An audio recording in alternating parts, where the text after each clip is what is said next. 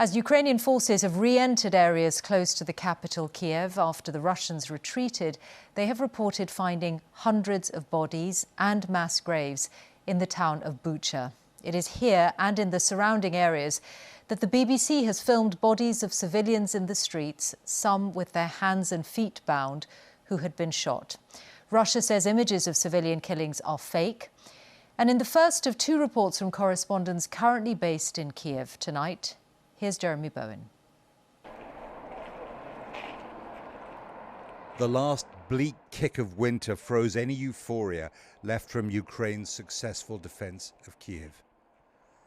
The war is switching to the east. Both sides will learn lessons. The Russians left their armor vulnerable to drone, artillery, and fast-moving infantry with anti-tank weapons. You can see the results scattered across the roads and villages around the capital. This was a Russian supply column on the main highway that runs west from Kyiv.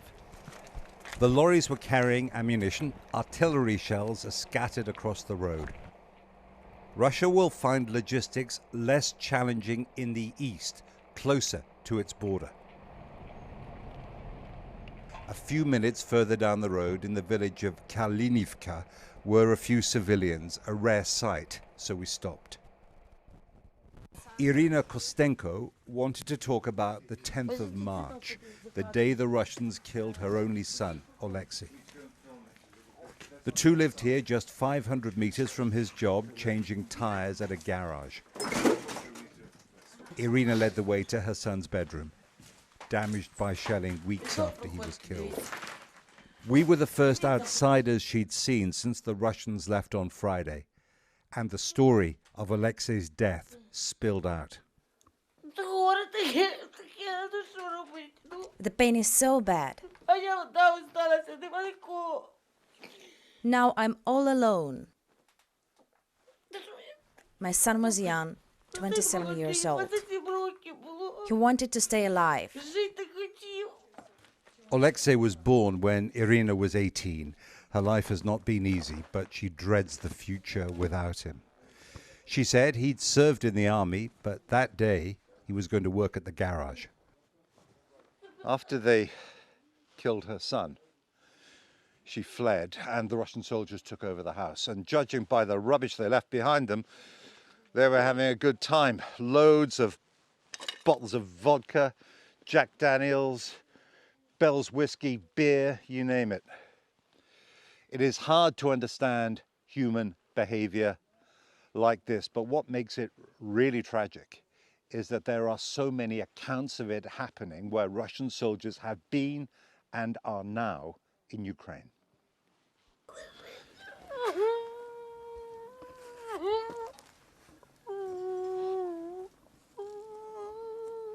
On her own, Irina buried Alexei in the garden after she'd brought his body back from the road in a wheelbarrow.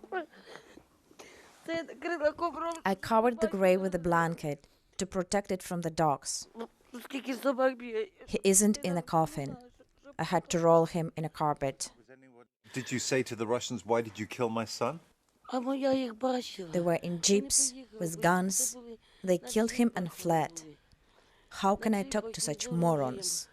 I want them dead. I want their children to lie like my son. Close to where Alexei was killed, opposite the house, Ukrainian troops were salvaging Russian ammunition to use it against them. They'll need it if Russia launches a spring offensive in the east. 5 weeks of war, but it only takes a moment to destroy a family. Irina found another picture of her son. "This is my love," she said. "My sweetheart."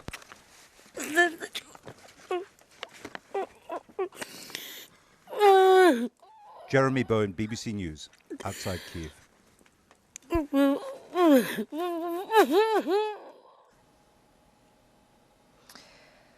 The Ukrainian government says that the entire region around Kyiv is back under its control now as Russian forces have withdrawn. Elsewhere in the country, though, fighting has intensified in the eastern Luhansk region, and there have been missile strikes on the southern port of Odessa.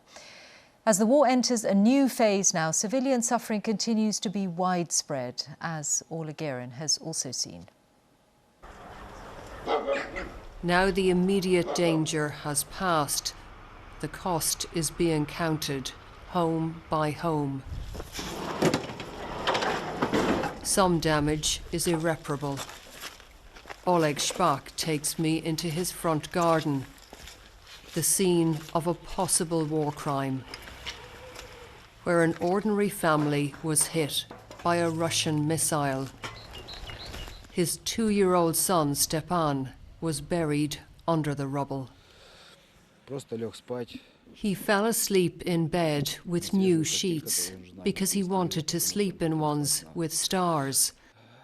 So my wife did that for him. He fell asleep and he never woke up again. He says Stepan knew the alphabet and could count to 10. He was lively and liked to play, but his final days were spent below ground, hiding from bombs. Not in the garden that was tended with love.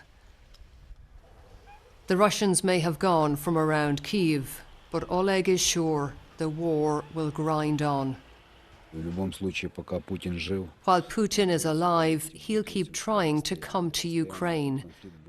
The war will continue unless there's a change of power in Russia and unless people learn what's really happening.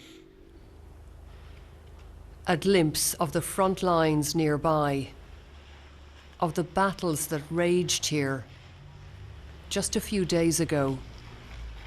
Ukrainian forces now reclaiming territory after the Russians retreated towards Belarus.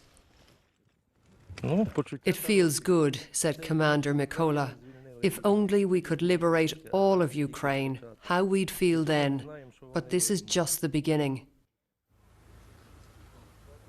Well, here in this area, the Russians have withdrawn.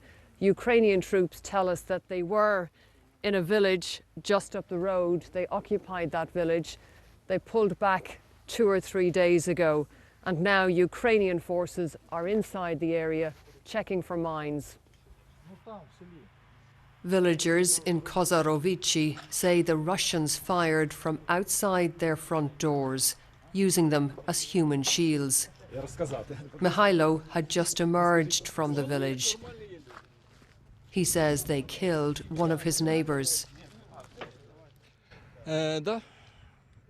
His house is at the end of the street, he told me. He went home and opened the gate. He was found lying there, shot dead. For the troops, a respite. Ukraine is battle-weary and traumatised. Every day new horrors come to light. And the war is shifting now to regions in the east and the south. Orla Guerin, BBC News, north of Kyiv. Well, let's go back to Jeremy Bowen now, whose report you saw a moment ago. And Jeremy, in that report, we saw those images of the mother who'd had to bury her son with her own hands, and you've shared other harrowing accounts that you've seen in recent days. What is the picture that is being established here?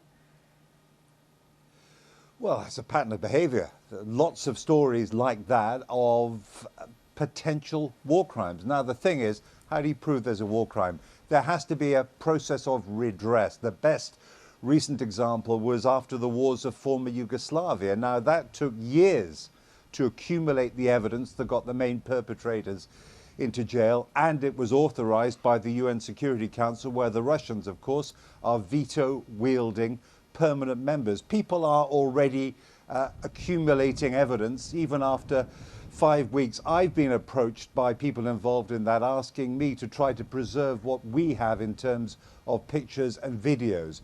But moving from doing that, collecting evidence, to justice for victims is another matter. Jeremy Bowen in Kyiv, thank you.